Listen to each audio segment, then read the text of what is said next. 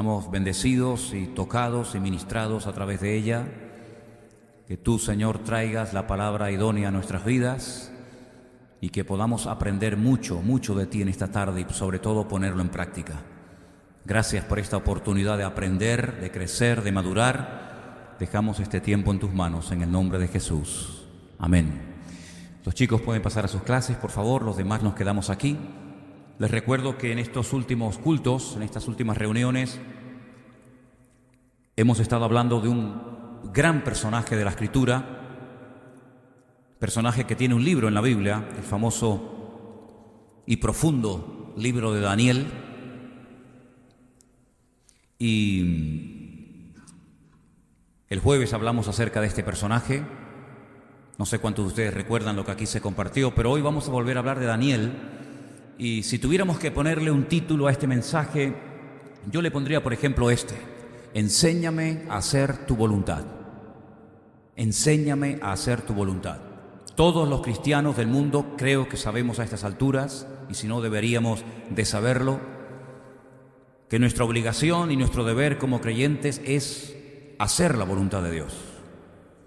Pero no siempre sabemos cómo se cumple o cómo hacemos para cumplir con la voluntad de Dios. Este título nace de un versículo que leía esta semana en uno de los salmos, concretamente en el Salmo 143, versículo 10. David, autor de ese salmo, le pedía al Señor: Señor, enséñame a hacer tu voluntad, porque tú eres mi Dios. Enséñame, quiero aprender a hacer tu voluntad, porque si yo soy tu hijo y tú eres mi Dios, yo quiero hacer tu voluntad en mi vida. Si hay una persona en la historia bíblica que supo aceptar y llevar a cabo el diseño de Dios para su vida, sin lugar a dudas fue Daniel. Daniel es un hombre con el cual a lo mejor muchos de ustedes se van a sentir identificados, porque Daniel es un hombre que tuvo que dejar su tierra, no porque le hacía gracia dejar su país y marcharse a otra tierra a buscar trabajo o a emprender una vida nueva, sino que fue forzado, fue obligado a abandonar su país, a abandonar su tierra, y lo llevaron cautivo a una nación que en este momento sería Irak, pero que en aquellos tiempos se llamaba Babilonia, cuyo rey principal o más conocido era nada más y nada menos que el rey Nabucodonosor. Daniel sabía perfectamente que nunca más, escuchen bien, nunca más volvería a pisar su tierra. La parte sur del país de Israel donde él vivía, donde estaba generalmente, o donde estaba afincada las tribus de Judá y de Benjamín, allí estaba la ciudad de Jerusalén, allí estaba el templo, y todo eso quedó totalmente destruido. Nabucodonosor destruyó la ciudad, quemó el templo, tumbó las murallas. Y Daniel sabía perfectamente, más o menos con 17, 16, 18 años de edad más o menos, que cuando lo llevaran cautivo a Babilonia, nunca más volvería a su país. Él no se llenó de rabia contra Dios, ni contra Nabucodonosor, rey de Babilonia. Él no le dio lugar a la angustia, a la frustración, a la amargura, a la queja, sino que él supo encajar todos aquellos acontecimientos con una serenidad y con una confianza en el Señor total. Porque él sabía perfectamente que aquellos acontecimientos no habían ocurrido por casualidad. Él sabía perfectamente que detrás de la destrucción de la ciudad, detrás de la destrucción del templo, etcétera, etcétera, algo había sucedido en el mundo espiritual, algo había ocurrido durante mucho tiempo en ese lugar, que había provocado esta catástrofe nacional. Así es que él es llevado junto con 4.600 cautivos a Babilonia. Ese es el número que nos da la Escritura, después le diré dónde, de cautivos que fueron llevados a Babilonia. 4.600 personas. Y después les pondré al final, si me acuerdo, y hay tiempo para decirlo, una tarea para que ustedes vean cuántos regresaron después de un tiempo a Jerusalén. 4.600 fueron los hombres que fueron llevados, deportados a Babilonia. Pero yo quiero que ustedes descubran en diferentes partes de la Escritura cuántos volvieron después de unos años. Ahora, Daniel sabía perfectamente que él nunca más volvería a su tierra, pero miles de judíos sí volverían. Sí volverían. Porque él era un hombre que conocía las Escrituras. Y cuando una persona conoce las Sagradas Escrituras, a las cosas que ocurren, a las circunstancias que acontecen, se las interpreta desde una forma, desde un punto de vista completamente diferente. Repito, él no era un amargado, él no era un frustrado, él no estaba enfadado con Dios, ni mucho menos. Pero él sabía perfectamente que detrás de todos estos movimientos de multitudes de personas, de muertos, de cadáveres, de incendios, de destrucciones, de guerras, etc., Dios tenía todo bajo control. Y a través de un profeta, que ahora vamos a leer algunos de sus textos, él sabía perfectamente que miles de judíos volverían algún día otra vez y restaurarían la ciudad de Jerusalén, y volverían a reconstruir el muro, y volverían otra vez a reconstruir el templo, etcétera, etcétera. Pero vamos primeramente a Daniel capítulo 9, los 2 primeros versículos de este capítulo extraordinario. Vamos a prestar atención a esos 2 versículos. Daniel 9, 1 y 2. Y dice así: en el año primero de Darío, hijo de Asuero, de la nación de los Medos, que vino a ser rey sobre el reino de los caldeos, en el año primero de su reinado, yo, Daniel, miré atentamente en los libros el número de los años de que habló el Señor al profeta Jeremías, que habían de cumplirse las desolaciones de Jerusalén en 70 años. Digan conmigo, 70 años. Más fuerte, 70 años. Daniel sabía que no iban a estar toda la vida en Babilonia. Solamente estarían 70 años. Y después de estos años, volverían a su tierra. Y lo sabía porque él leía atentamente en los textos que el profeta Jeremías había dejado escrito, donde él profetizaba la destrucción de Jerusalén y 70 años después la reconstrucción de la misma ciudad. Leamos dónde Jeremías profetizó ese número de años. Jeremías 25, del 11 en adelante, dice así. Preste atención, hermano. Toda esta tierra será puesta en ruinas y en espanto, y servirán estas naciones al rey de Babilonia 70 años. Y cuando sean cumplidos los 70 años, castigaré al rey de Babilonia y a toda aquella nación por su maldad, ha dicho el Señor, y la tierra de los caldeos, y la convertiré en desiertos para siempre. Y traeré sobre aquella tierra todas mis palabras que he hablado contra ella, con todo lo que está escrito en este libro profetizado por Jeremías contra todas las naciones. Versículo 14. Porque también ellas serán sojuzgadas por muchas naciones y grandes reyes, y yo les pagaré conforme a sus hechos y conforme a la obra de sus manos. Ahí está la palabra profética, ahí está la advertencia. Ustedes son llevados cautivos a Babilonia por 70 años, pero después de esos 70 años, muchos volverán. Lo vuelve otra vez a decir en el mismo libro, capítulo 29, versículo del 10 en adelante, y dice así: porque así ha dicho el Señor, cuando en Babilonia se cumplan los 70 años, yo os visitaré y despertaré sobre vosotros mi buena palabra para hacerlos o para haceros volver a este lugar. Porque yo sé los pensamientos que tengo acerca de vosotros, dice el Señor, pensamientos de paz y no de mal, para daros el fin que esperáis. Versículo 12. Entonces me invocaréis y vendréis y oraréis a mí, y yo os oiré. Y me buscaréis y me hallaréis, porque me buscaréis de todo vuestro corazón. Y termino con este versículo: y seré hallado por vosotros, dice el Señor, y haré volver vuestra cautividad, y os reuniré de todas las naciones y de todos los lugares a donde os arrojé, dice el Señor, y os haré volver a este lugar de donde os hice llevar. ¿Cuántos dicen amén? 70 años está diciendo el Señor a través del ministerio profético de Jeremías. Daniel se va a Babilonia cautivo junto con 4.600 hombres más, y estando allí dice que atentamente él leía estas profecías. Él prestaba atención a estas declaraciones del profeta Jeremías, que ya había muerto, lógicamente.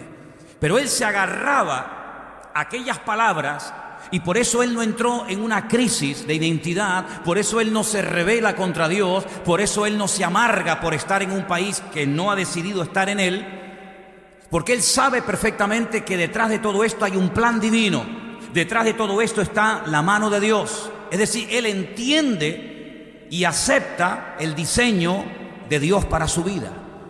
Él sabe que su ministerio no va a ser en Jerusalén, como tantos profetas tuvieron su ministerio en Jerusalén, sino que él donde tiene que vivir hasta el día de su muerte y marcar una diferencia y ejercer una influencia sobre aquella generación y sobre aquel reino perverso era en Babilonia. Por lo tanto, él dice, bueno, lo que voy a hacer es darle gracias a Dios por el privilegio que me ha dado a mí. En 4.600 cautivos me ha escogido a mí específicamente el Señor, no solamente para recibir este libro, sino para animar y para marcar una diferencia durante los años que el Señor me dé de vida. Él se dejó usar por el Señor. Él tuvo durante toda su vida una buena actitud. ¿Y cuántas veces yo les he dicho a ustedes que lo que marca la diferencia en la vida de un creyente es tener una buena actitud? Él tuvo una buena actitud. Y entonces Dios, dice la Biblia, que lo bendijo. La Biblia dice que Dios lo usó de una forma tremenda. Fue un hombre bendecido, fue un hombre tremendamente próspero. Llegó a ser, por así decirlo, el primer ministro en Babilonia. Después del rey, el hombre más importante de todo el país, de todo el imperio, fue sin lugar a dudas el profeta Daniel. Ahora bien, esa buena actitud hizo que Dios pudiera usarlo. Esa buena actitud hizo que él entendiera las cosas que Dios quería hacer en aquella nación y a través de aquella nación. Él se dio cuenta que en más de una ocasión fue protegido sobrenaturalmente de la muerte.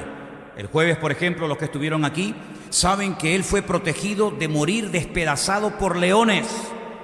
Cuando se firmó un edicto en el que se prohibía durante 30 días orar a cualquier dios o pedir cualquier cosa a cualquier hombre, él dice que abría las ventanas de su casa en dirección a Jerusalén, como solía hacerlo anteriormente al edicto, y por la mañana, por la tarde y por la noche daba gracias a Dios y oraba al Señor cada día.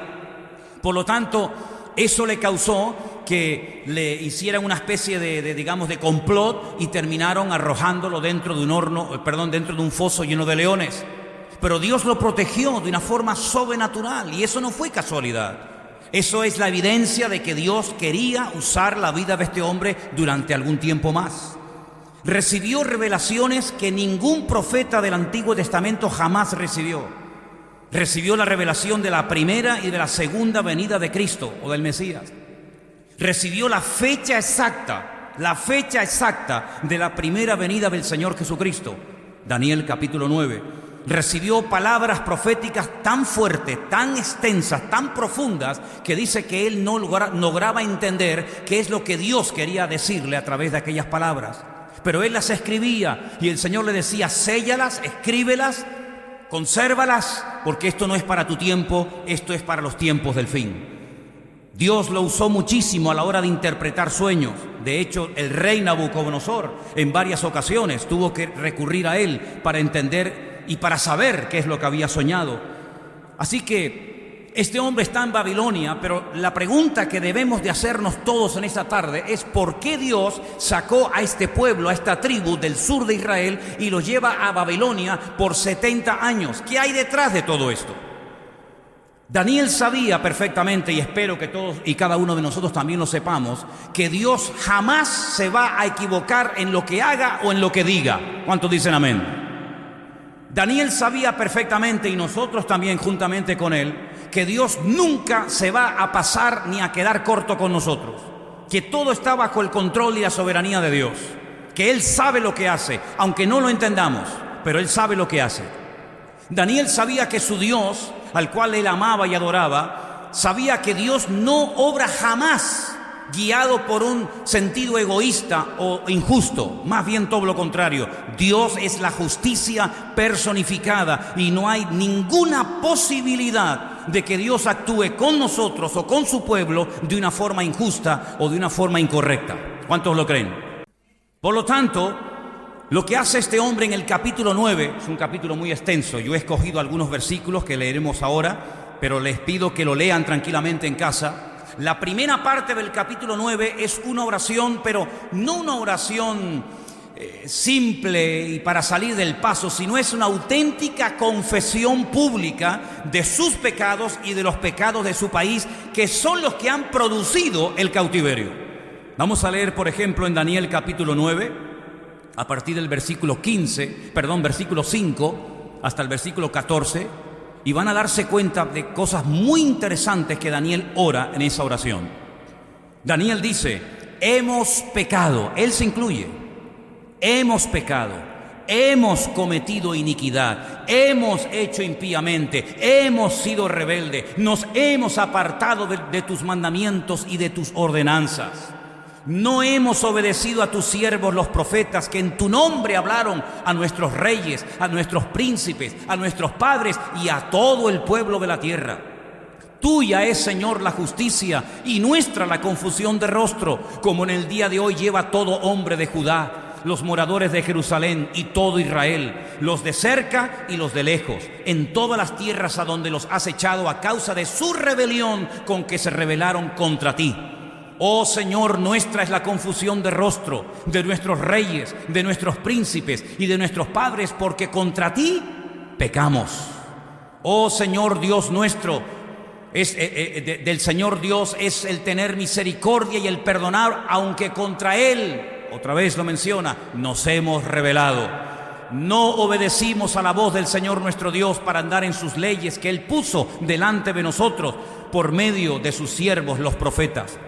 Todo Israel traspasó tu ley, apartándose para no obedecer tu voz, por lo cual ha caído sobre nosotros la maldición y el juramento que está escrito en la ley de Moisés, siervo de Dios, porque contra Él pecamos. Él ha cumplido la palabra que habló contra nosotros y contra nuestros jefes que nos gobernaron, trayendo sobre nosotros tan grande mal, pues nunca fue hecho debajo del cielo nada semejante a lo que se ha hecho contra Jerusalén. Conforme está escrito en la ley de Moisés, todo este mal vino sobre nosotros y no hemos implorado el favor del Señor nuestro Dios para convertirnos de nuestras maldades y entender tu verdad. Versículo 14. Por tanto, Señor, veló sobre el mal y lo trajo sobre nosotros, porque justo es el Señor Dios en todas sus obras que ha hecho, porque no obedecimos a su voz. Si ustedes leen todo el capítulo 9, o gran parte de este capítulo, se van a dar cuenta de que Daniel se da cuenta de que ha habido rebeldía, ha habido desobediencia, ha habido pasotismo, ha habido frialdad, ha sido un desastre la relación del pueblo con Dios. Y todo eso ha traído como consecuencia que el país esté peor que nunca.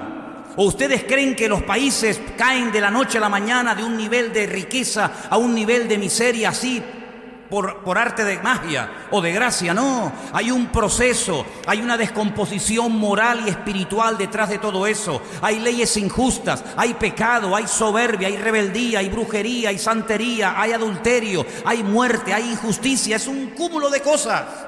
Y Daniel sabe perfectamente que ellos se merecen estar allí en el cautiverio, porque por la vida que han llevado, por no haber tenido una sana y correcta relación con el Señor, ahora están sufriendo las consecuencias.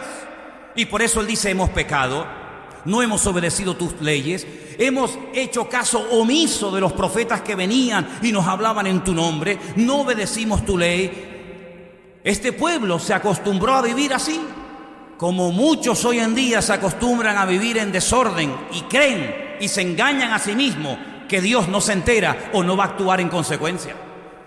Esta gente decía: somos judíos, el pueblo escogido de Dios, Dios vive aquí.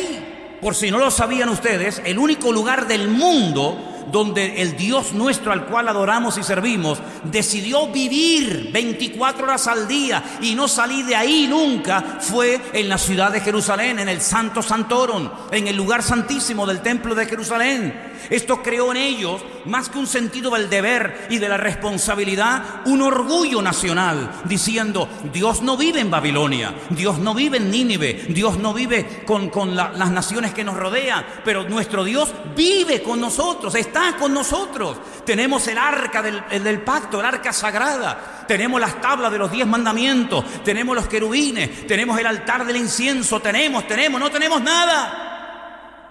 Se convirtió en un pueblo de gente religiosa que creían que eran intocables porque vivían en Jerusalén, porque eran judíos y porque eran descendientes de los patriarcas Abraham, Isaac y Jacob. Y se acostumbraron a pecar y también se acostumbraron a ir al templo. Jeremías durante 40 años les dijo: os estáis equivocando, estáis jugando con fuego, queridos. Si creéis que vuestros pecados no van a sufrir severas consecuencias, os equivocáis gravemente. Estáis cavando vuestra propia fosa y tarde o temprano esto se va al garete. Y ese templo del cual estáis tan orgullosos, un pagano, el rey más pagano y soberbio, lo va a destruir. Se reían del profeta, lo azotaban, lo escupían, lo metían dentro de una cárcel para taparle la boca. Pero Jeremías seguía y seguía, noche y día, 40 años, mañana, tarde y noche, mañana, tarde y noche. Toda una generación escuchó las palabras de advertencia de Jeremías. Creían que era un traidor, que se había pasado al enemigo, porque las tropas de los caldeos, de los babilónicos, habían rodeado la ciudad de Jerusalén, y él les decía a los soldados de Judá, él les decía al rey de Israel, de Judá: arrepiéntanse, y si no se van a arrepentir, no sigan peleando, porque esta batalla no la vais a ganar. Dice que de esta manera los enemigos decían de Jeremías que desmoralizaba a las tropas, que hacía que los soldados tuvieran miedo y pensaran en la posibilidad de entregar las armas al enemigo. Pero él les decía: no peleen una batalla que no van a ganar, en la cual pueden perder la vida, porque por vuestros pecados, por vuestra idolatría, etcétera, etcétera, esta ciudad va a ser destruida. Y así fue. Ellos creyeron durante muchos años que Jerusalén era intocable, la ciudad del gran rey, en el monte de Sión, donde tenemos allí nuestro templo, nuestra Torá, etcétera, etcétera. El enemigo no podrá entrar a esta tierra porque estamos protegidos de la mano del enemigo. Hermanos, nosotros los cristianos estamos protegidos de la mano del enemigo, sí, claro, pero siempre y cuando estemos alineados con Él. Si estamos conectados con el Señor, si estamos viviendo según su voluntad, nada ni nadie nos puede parar ni destruir. El enemigo ni siquiera se puede acercar a nuestra vida. Pero en el momento en el que bajamos la guardia, en el momento en el que no hacemos la voluntad de Dios, somos tan vulnerables como cualquiera. Y eso fue lo que ocurrió. Jerusalén fue destruida. Se preguntarán ustedes: ¿y por qué enfatiza tanto el profeta Jeremías 70 años, 70 años, 70 años? ¿Por qué? Ya lo hemos explicado en varias ocasiones. Para los que lo saben y para los que lo ignoran, lo volveré a repetir. Dios les dio al pueblo de Israel una ley, una Torá, unas instrucciones, en las cuales hay 613 mandamientos. No solamente los 10 mandamientos que la mayoría de la gente conoce y cumplen los que le interesa, y los que no le interesa los dejan a un lado, sino que les dio 613 mandamientos. Y ahí estaba toda la vida del pueblo de Israel controlada. Fueras agricultor, fueras ganadero, fueras profeta, fueras juez, fueras rey, casado, soltero, viuda, separado, convertido, da igual. Allí estaba todo lo que Dios quería que el pueblo supiera. Una de las leyes que le dio, de las 613, consistía en el reposo de la tierra, en el descanso de la tierra cada 7 años. La Shemitah. Una ley que lógicamente solamente podían cumplirla los agricultores. El que no era agricultor, pues no le afectaba directamente, pero el que era agricultor tenía que dejar sus campos, sus fincas, sus terrenos al 7º año sin sembrar. Reposo total y absoluto de la tierra. Dependencia total del Señor, creyendo que la cosecha del 6º año sería tan abundante que podrían vivir el 6º, el 7º y lógicamente el 8º, porque si no habían sembrado el 7º no había cosecha para el 8º.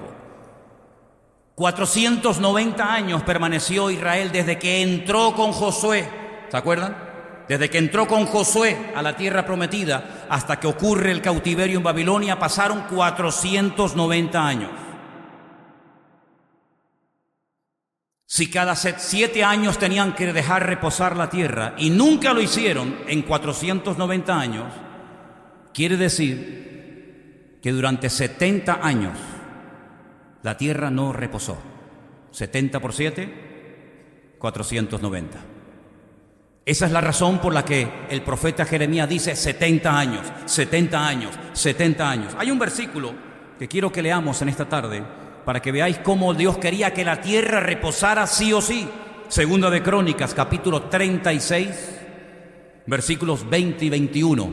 Mire cómo lo explica perfectamente ahí el texto. Los que escaparon de la espada fueron llevados cautivos a Babilonia y fueron siervos de él y de sus hijos hasta que vino el reino de los persas, para que se cumpliese la palabra del Señor por boca de Jeremías, hasta que la tierra hubo gozado de reposo. ¿Lo veis? Porque todo el tiempo de su asolamiento reposó, hasta que los 70 años fueron cumplidos. Ellos pensaban que eso de dejar reposar la tierra cada 7 años no era tan importante. Otras cosas eran más importantes, pero esa, al fin y al cabo, algo que hay que hacer cada 7 años, si no lo hacemos, no pasa nada. Y hay muchísima gente hoy en día así. Si yo hago esto, aunque 100% no sea la voluntad de Dios, no pasa nada. Si no vengo a la iglesia, sino cuando me da la gana, no pasa nada. Si no oro, no pasa nada. Si no apoyo la obra de Dios con mis diezmos y ofrendas, como dice la Biblia, no pasa nada. Si llevo una doble vida y mi vida privada es completamente opuesta a mi vida pública, no pasa nada. Si no leo la Biblia mucho y no aprendo textos de la Biblia y no evangelizo y gano almas para Cristo, no pasa nada. Si vengo aquí o no vengo, no pasa nada. Y así van muchos por la vida, no pasa nada, no pasa nada, no pasa nada. Así se acostumbró a vivir Judá y Benjamín, con el no pasa nada. Dios es bueno. Y claro que Dios es bueno. Y claro que Dios es amor. ¿Y quién dice lo contrario? Pero ese Dios que es bueno, ese Dios que es amor, también es un Dios justo. Y establece leyes y normas, te gusten o no te gusten.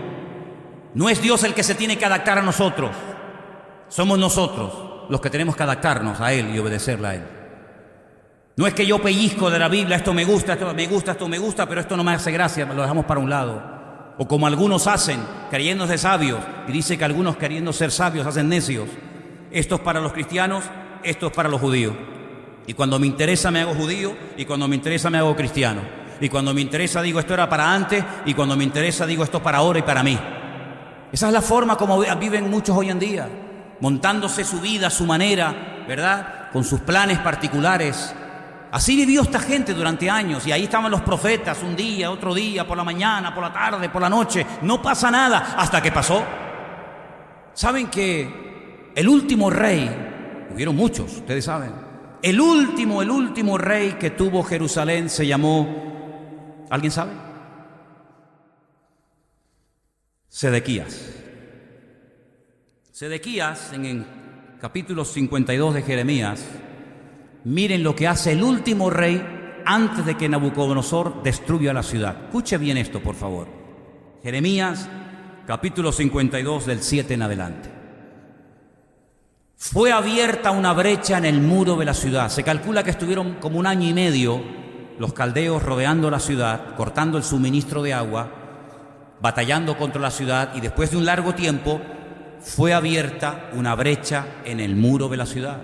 Y todos los hombres de guerra huyeron y salieron de la ciudad de noche por el camino de la puerta entre los 2 muros que había cerca del jardín del rey, y se fueron por el camino del Arabá, estando aún los caldeos junto a la ciudad alrededor. El ejército de los caldeos siguió al rey. Alcanzaron a Sedequías en los llanos de Jericó. Los que habéis estado allí conmigo, sabéis más o menos la distancia que hay entre Jerusalén bajando por el camino del buen samaritano. Es el camino que había y que sigue estando. Y era el camino que llegaba directamente a la ciudad de Jericó, la ciudad de los sacerdotes.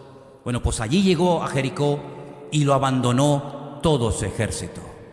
Entonces prendieron al rey y le hicieron venir al rey de Babilonia, a Ribla, en tierra de Hamat, donde pronunció sentencia contra él. Degolló el rey de Babilonia a los hijos de Sedequías delante de sus ojos. Imagínate que maten a tus hijos, que les corten el cuello delante de ti para que sufras. Y también degolló en Ribla a todos los príncipes de Judá. No obstante, el rey de Babilonia le hizo un gran favor, solo le sacó los ojos. ¿Alguien voluntario esta tarde para que se los saquemos a ver si duele? Solo le sacó los ojos. Ay, gracias. Y le ató con grillos y lo hizo llevar a Babilonia y lo puso en la cárcel hasta el día que murió. Duro esto, ¿eh? ¿Te gustaría terminar así tu vida? Terrible, ¿no? Esto se podía haber evitado. La muerte de Ezequías se podía haber evitado.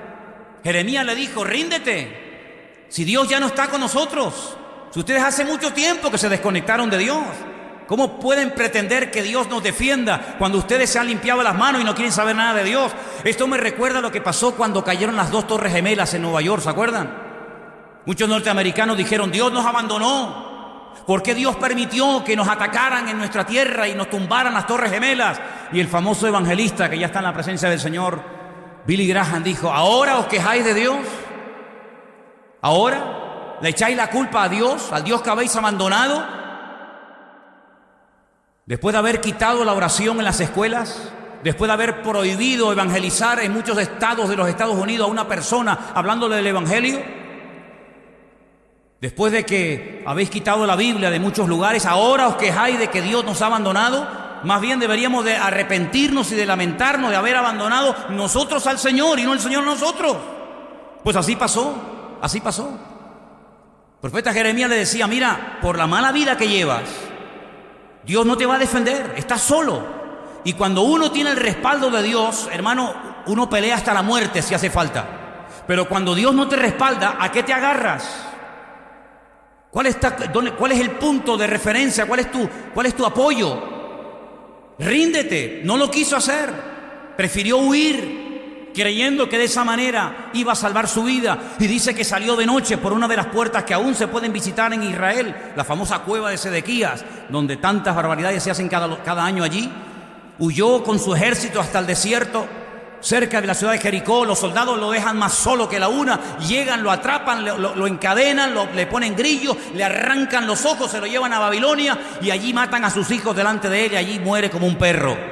¿Qué necesidad tiene la gente de sufrir? ¿Qué necesidad tiene de tocar fondo? ¿Qué necesidad tiene de terminar tus días botado como un perro en un garaje, en un solar o en un hospital o donde sea? ¿Qué necesidad tiene muchos que se llaman cristianos de terminar sus días así? Es que, ¿saben lo que pasa? Es que la actitud esa de que no pasa nada es mentira. El Señor dice que la paga del pecado siempre será la misma. Eso si lo leía un hermano del siglo I y lo lee un hermano del siglo IV y lo lee un hermano de la Edad Media y lo lee un cristiano de esta época, siempre leerá lo mismo, que la paga del pecado es la muerte. Pero algunos no se lo creen. Algunos no se lo creen. No importa que yo tenga una querida, no importa. ¿Qué más da? Dios es bueno. ¿Y qué importa si me congrego o no me congrego? ¿Qué más da? ¿Y qué más da si leo la Biblia o no leo? Total, Dios no sabe nada, no se entera. Es como un viejito cansado que ya tiene tantas cosas en la cabeza y tiene tantos asuntos que resolver, que ya si yo hago lo malo o lo bueno, Él ni se da cuenta. Pues no, Señor. Dice la Biblia que los ojos del Señor recorren toda la tierra y Él sabe perfectamente cómo estamos y sabe perfectamente lo que estamos haciendo. ¿Cuántos dicen amén? Ellos creían que podían hacer lo que les daba la gana, pues se equivocaron. Desde el más grande hasta el más pequeño, todos se equivocaron, todos. Ahora fíjense el método, ¿no? Primero viene la palabra, la amonestación. La palabra para sacudir a la gente, para amonestarte, para abrirte los ojos. No haces caso, no quieres oír. Prefieres matar al vocero que hacer caso al mensaje. Muy bien. Viene el juicio, viene el castigo. En este caso, ustedes que aman tanto esta tierra, fuera de aquí, esta tierra es mía, porque la tierra de Israel no es de los judíos, la tierra de Israel es de Dios. Dios es el dueño, mía es la tierra y su plenitud. Aquí nadie tiene Tierra, aunque tengas tu título de propiedad, aunque tengas tus escrituras, el planeta Tierra le pertenece al único dueño, y el dueño de toda la Tierra es el Señor de los ejércitos. A Él sea la gloria. Así que si ustedes no cumplen con las condiciones que yo pongo para vivir aquí, fuera de mi tierra. Y lo sacó 70 años porque Dios había dicho: yo quiero que mi tierra, yo quiero que mi ciudad, yo quiero que mi país cada 7 años se pare y solamente se dediquen a orar, a cantar, a adorarme, a honrarme, a servirme, y que durante ese año no hagan nada más que honrarme y servirme a mí. ¿No queréis hacer caso? Fuera de mi tierra 70 años. Y esas profecías que habían quedado escritas por la pluma de Jeremías, se las llevó. Allí estaban las escrituras en Babilonia. Y Daniel leía y decía: algún día saldréis de aquí. Algún día saldréis de aquí. Él no iba a volver otra vez a Jerusalén, pero Dios algún día va a restaurar y Dios algún día va a bendecirnos. ¿Cuántos dicen amén? Quiero leerles un versículo. Quiero leerles en Jeremías, el capítulo 52, versículos del 28 al 30.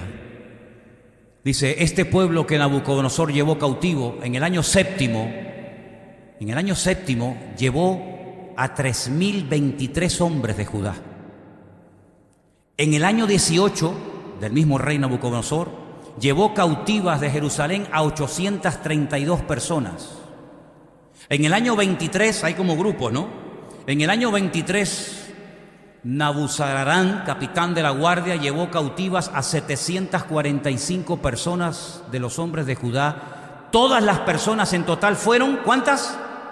4.600. Es decir, 4.600 personas se lleva cautivas, aparte de los que había matado, los que habían destruido en Jerusalén.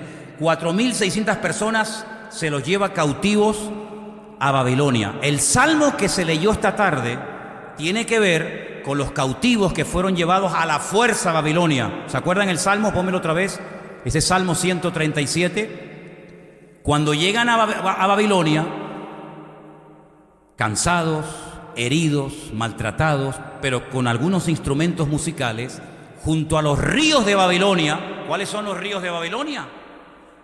¿Por qué se llama Mesopotamia? Porque están los dos ríos,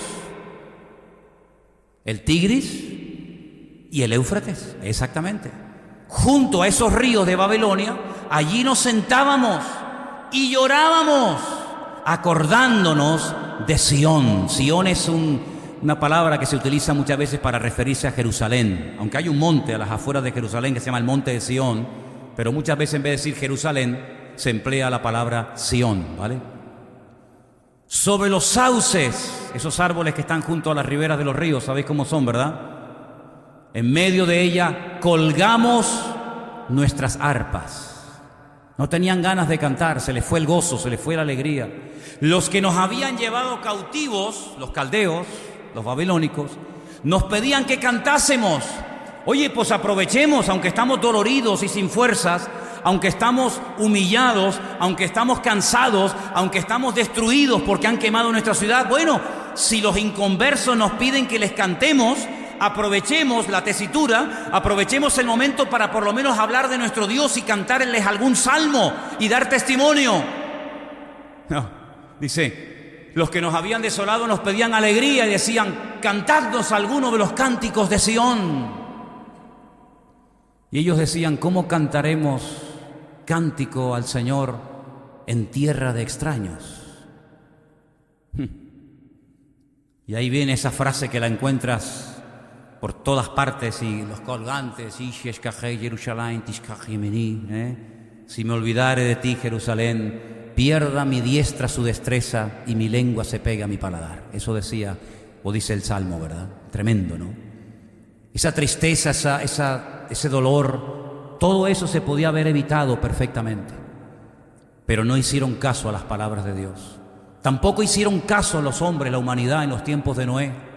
Noé les hablaba y les predicaba y les advertía que viene el diluvio, prepárense. ¿Qué se creen que este arca que estoy construyendo es porque estoy aburrido y no tengo que hacer otra cosa en la vida? Nada, no le hicieron caso. Solo 8 personas se salvaron de toda la humanidad. Fueron más obedientes los camellos, los mulos, las ovejas, los animales fueron más obedientes y más sumisos al llamado de Noé que los seres humanos. Toda la raza humana pereció, salvo los 8 que entraron. ¿Qué les parece?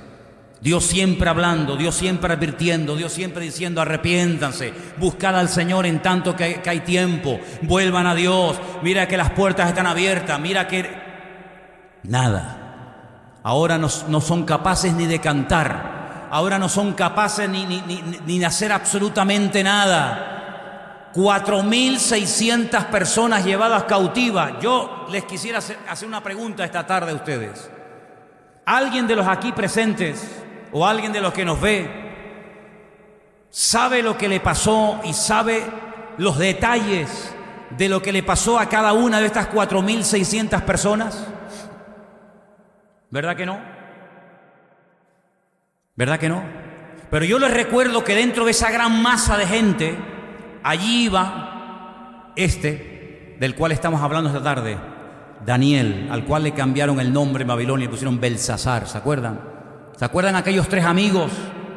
Azarías, Ananías, Misael, que les cambiaron el nombre por Sadrach, Mesach y Abednego, divinidades babilónicas. De 4. De los 4.600, podría hablarles horas y días enteros de estos 4, de los 3 amigos de Daniel y de Daniel. Y de los demás, no puedo decir absolutamente nada, porque la historia cuenta que se asimilaron, es decir, se diluyeron en la sociedad babilónica, en el estilo de vida de Babilonia.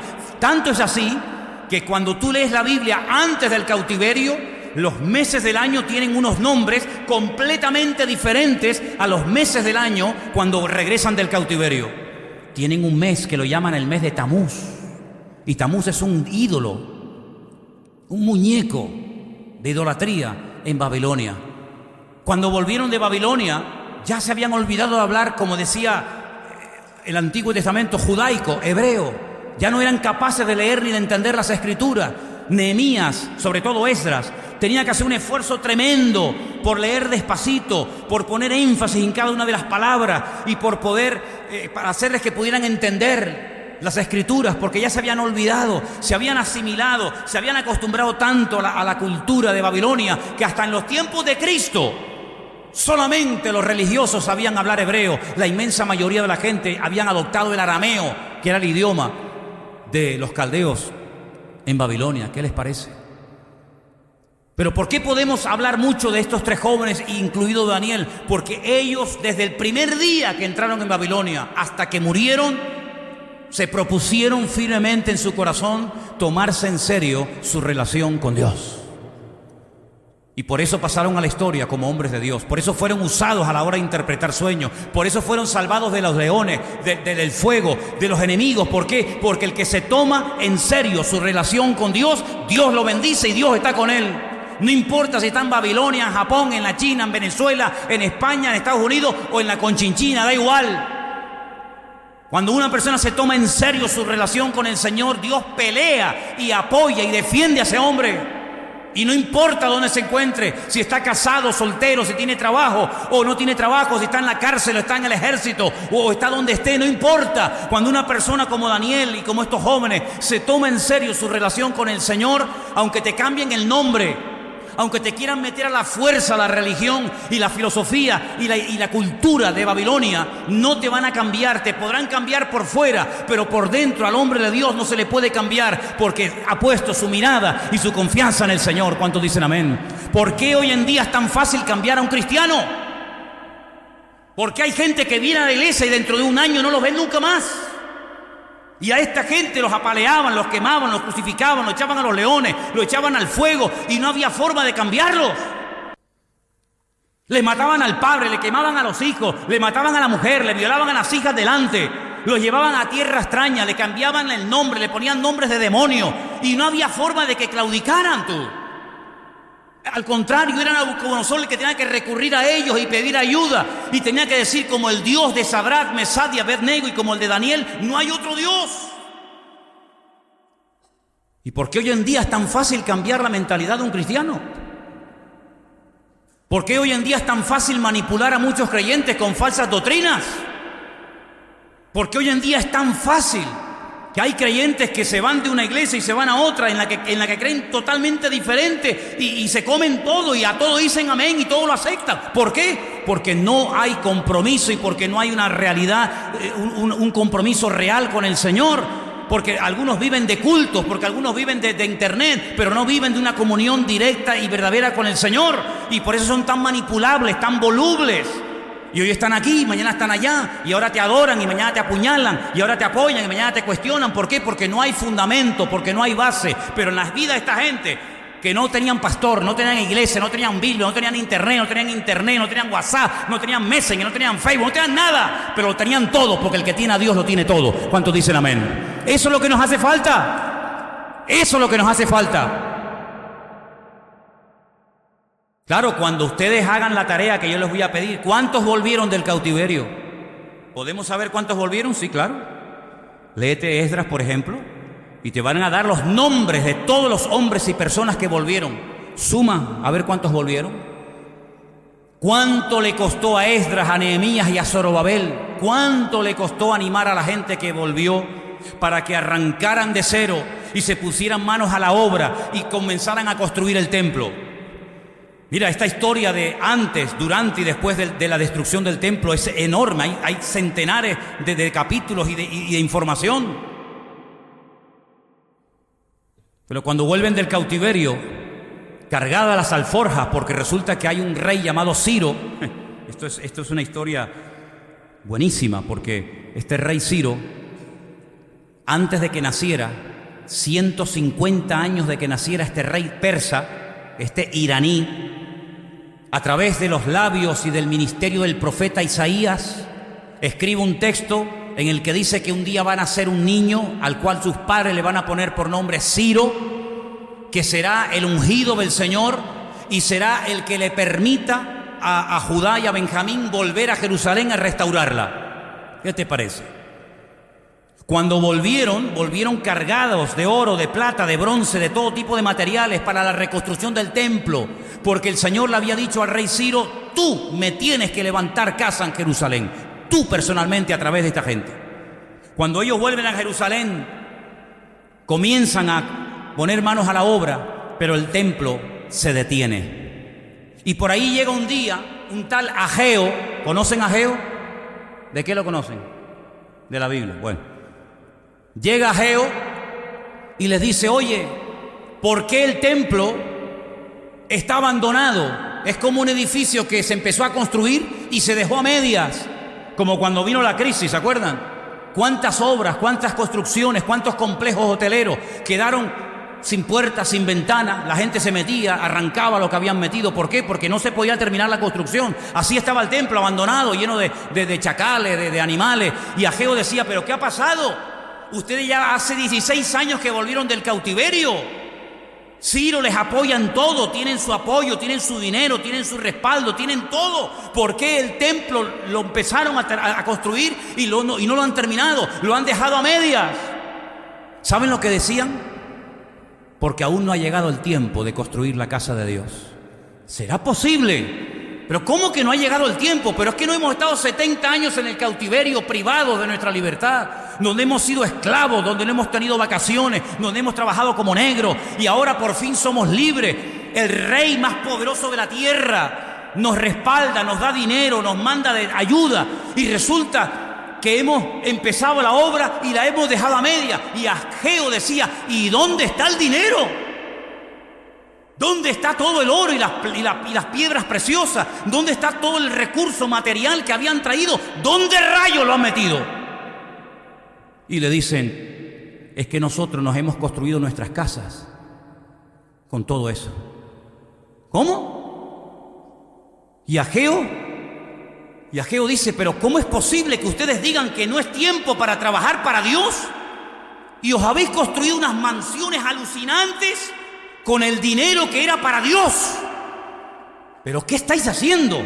Cuando de esto se enteran Esdras, cuando esto lo oye Nehemías, se arrancan los pelos de la cabeza, se lanzan contra la gente. Dice: pero es que no aprendéis de la historia. Vuelven otra vez a casarse con quien no tienen que casarse, vuelven otra vez a hacer negocios con los inconversos, vuelven otra vez a profanar el Shabbat, vuelven otra vez a lo mismo, peor.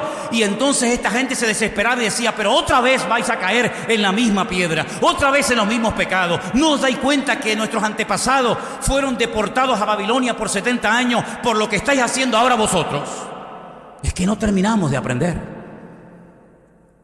Es una tragedia que algunos cristianos tengan que enfermarse o ver a un hijo enfermo o en la droga para decir, voy a comenzar a ir a la iglesia, a orar un poquito más y a leer la Biblia. Pues existe gente así, aunque parezca mentira.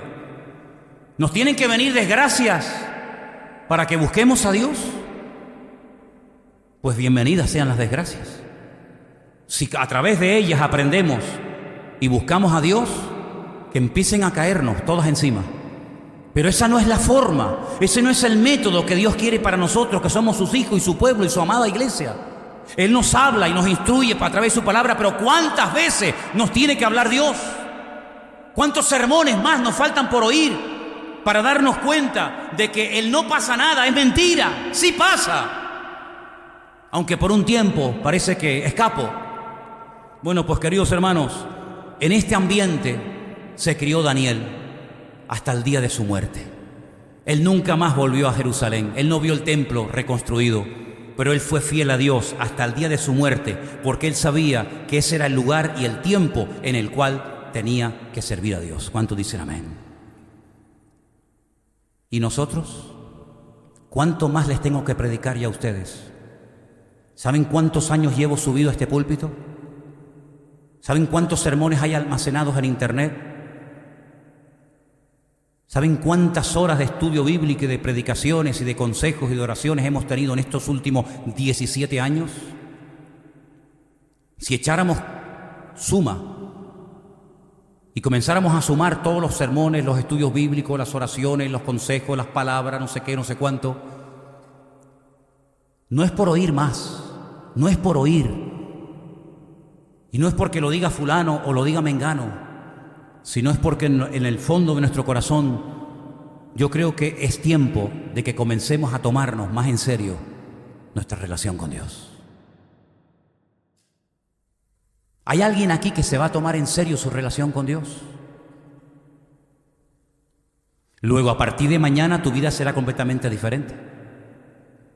Porque si a partir de mañana o de hoy mismo te vas a tomar más en serio tu relación con Dios, algo diferente tendremos que hacer. Porque si seguimos haciendo lo mismo, no veremos cambios diferentes. Para ver cosas diferentes, habrá que hacer cosas diferentes, no siempre las mismas, para obtener los mismos resultados, ¿no les parece? Daniel dice que oraba 3 veces al día, mañana, tarde y noche, como solía hacerlo, con las ventanas abiertas, mirando a Jerusalén y dando gracias. Yo les dije el jueves, ¿por qué no lo hacemos nosotros durante 30 días? Porque así fue el edicto que se firmó. Durante 30 días, que nadie en nuestro imperio eleve oración a hombre o a Dios alguno, bajo pena de muerte. Y Daniel entró por aquí y le salió por allí y dijo, a mí eso no me afecta. A mí nadie me va a cortar mi comunión con el Señor. Me da igual lo que me hagan, me da igual lo que me digan. Aquí estoy. Y para no esconderme, abro las ventanas de mi casa, no me voy a la habitación y digo, no digas nada, que no se entere nadie. Al fin y al cabo, con las ventanas cerradas, abiertas, Dios me va a escuchar igual. Al fin y al cabo, bajito o en alta voz, Dios me va a escuchar igual. No, yo no me tengo que esconder de nadie, porque yo no estoy cometiendo ningún crimen ni ningún delito. Yo estoy hablando con Dios, el Dios vivo, el Dios verdadero, el Dios poderoso. Y a mí nadie me va a tapar la boca. Hombre, algunos cristianos, si hay un edicto de no orar en 30 días, le vendría de perla, ¿no? Así te evitas el tener que orar. Pero a Daniel lo matabas si le impedías tener comunión con Dios. Esa era la forma de matar a Daniel, cortándole su cordón umbilical con Dios, su relación. Y a Daniel casi le cuesta la vida. Dios lo protegió de la boca de los leones. Pero yo quiero proponerles que a partir de hoy es día 19 de septiembre, ¿no? Domingo. 16. Vale, 16. Les propongo que durante un mes, hasta el 16 de octubre, mañana, tarde y noche.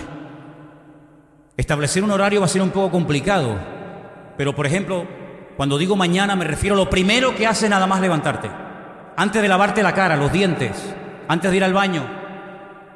Una vez que pongas ya el pie fuera de la cama, de rodillas.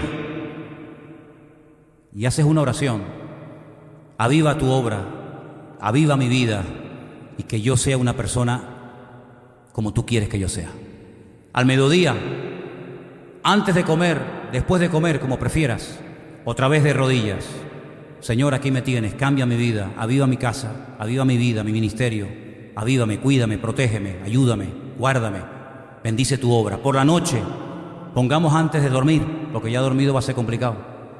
Nos ponemos otra vez de rodillas.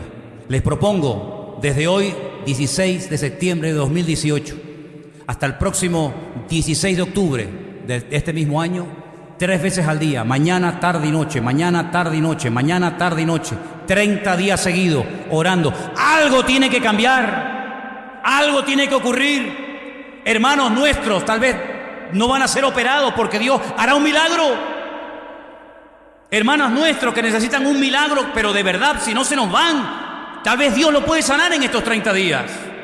Hijos tuyos, hijos que se te fueron y no saben ni dónde andan metidos, que no quieren saber nada de Dios, ni de la Biblia, ni de iglesia, ni de nada. ¿Quién sabe si estando ahí sentada un día te entra y caes de rodillas y acepta al Señor? ¿Por qué no? Ese marido que se fue, o esa mujer que se fue, o esa enfermedad que tienes, o esa depresión. Oye, yo no sé, pero en estos 30 días yo tengo la confianza de que algo puede cambiar, pero hay que ser serio. Mañana, tarde y noche, mañana, tarde y noche. Y si no pasa nada, y si todo sigue igual, que no lo creo después de 30 días, por lo menos oré mañana, tarde y noche durante 30 días a mi Señor. Así que, queridos hermanos,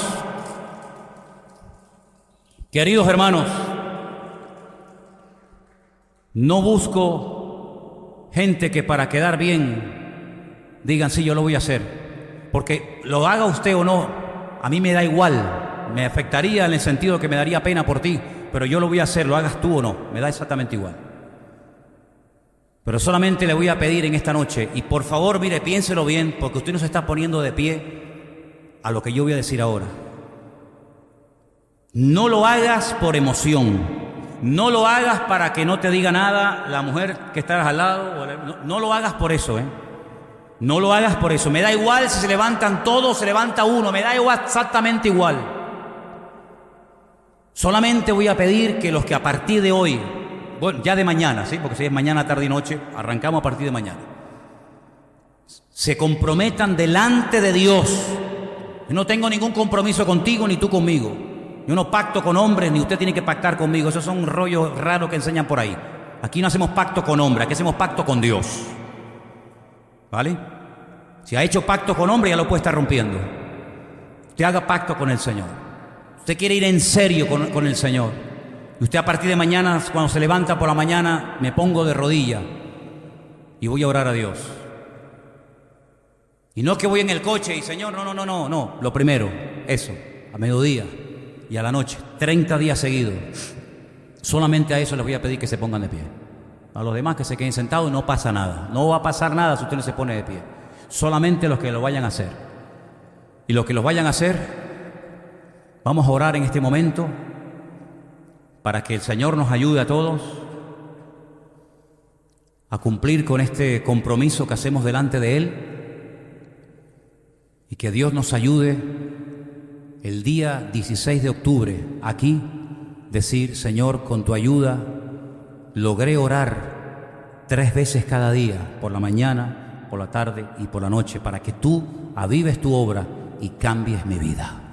¿Cuántos lo creen? Cierra tus ojos ahí donde estás, por favor.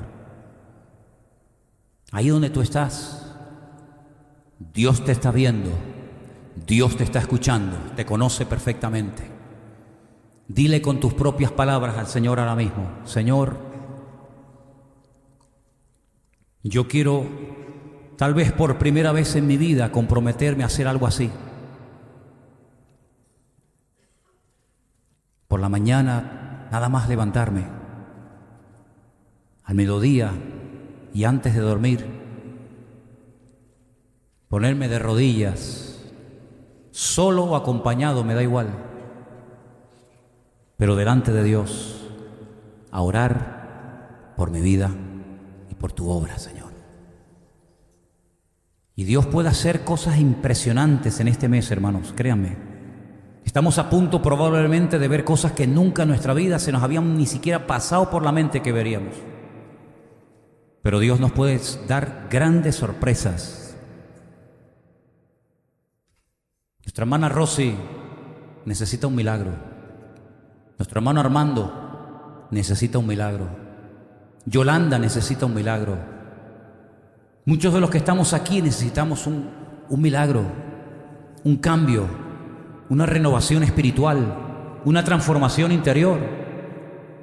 No me digan ustedes que hemos llegado a un punto en nuestra vida en el que ya estamos totalmente satisfechos y a nosotros no nos hace falta de nada. No, queridos, vamos a tomarnos en serio este mes y vamos a ir a por todas con la ayuda del Señor. Padre, en el nombre soberano, magnífico y poderoso de Jesús, tu Hijo amado, oramos, Señor, delante de tu altar y queremos pedirte que nos ayudes para que durante este mes podamos cumplir con este voto, Señor, con esta promesa de orar 3 veces por día de rodillas delante de ti, Señor. Yo te ruego, Señor, que notemos todos en nuestra vida y en la iglesia cambios poderosos a raíz de esto que vamos a hacer, Señor. Porque yo sé que tú eres galardonador de los que te buscan. Y yo sé, Señor Jesús, que si lo hacemos de corazón, sinceramente, tú vas a bendecir a tu pueblo de alguna manera, Señor.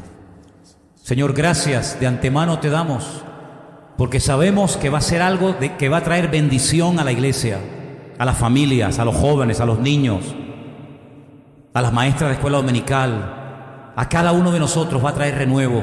Y también oramos porque sé que hay muchos hermanos, porque así nos lo han hecho saber, que lo van a hacer en Israel, que lo van a hacer en la península, que lo van a hacer en muchas naciones del mundo. Y te pido, Señor, que juntos, unánimes, oremos para que haya un despertar espiritual en la iglesia del Señor, que haya un apego a las Sagradas Escrituras, Señor, que haya un amor por ti, por tu obra, como jamás en la vida habíamos pensado tenerlo. Y que veamos auténticos milagros, vidas transformadas, gente sanada, situaciones transformadas por el poder de Dios. Señor, abre, Dios mío, las compuertas de los cielos y derrama de tu bendición sobre tu amada iglesia. Aleluya. Y te damos gracias porque sabemos que con tu ayuda lo conseguiremos. En el nombre de Cristo Jesús. Amén y amén. Fuertes aplausos al Señor en esta noche. Aleluya.